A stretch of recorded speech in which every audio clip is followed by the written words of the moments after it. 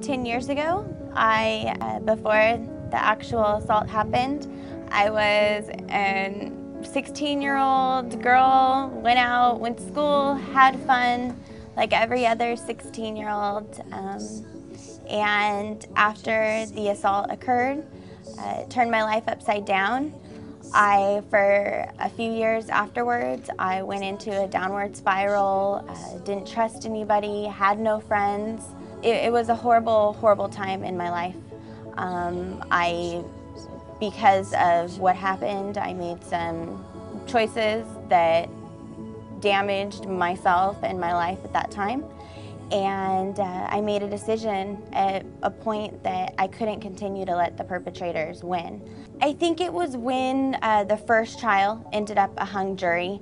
At that point, they were still winning, and I knew that I could not let them get away with this crime. I knew that I had to do whatever it took, including getting myself healthy, to be able to fight back against them. In the beginning, I didn't care about myself because of everything that had been taken from me.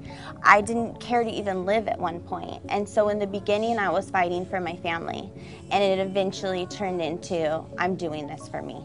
I still deal with this every day. I still, to this day, 10 years later, go to therapy for it. To be able to turn your life around, you have to get to the point that you have to need to want to become a survivor. You have to know that where you're at is, if you continue on that path, it's going to end up eventually killing you. It's just, you have to find the inner strength, you have to find the courage, and I think the #1 thing that you have to have is a good support system. I am a state certified victims advocate, but I want that as an actual career. I plan to be an advocate for other victims and be there for them and give them all the support that I possibly can, because that was what was given to me. And I want to be able to give back what experiences that I luckily was able to have with my victims advocate as well.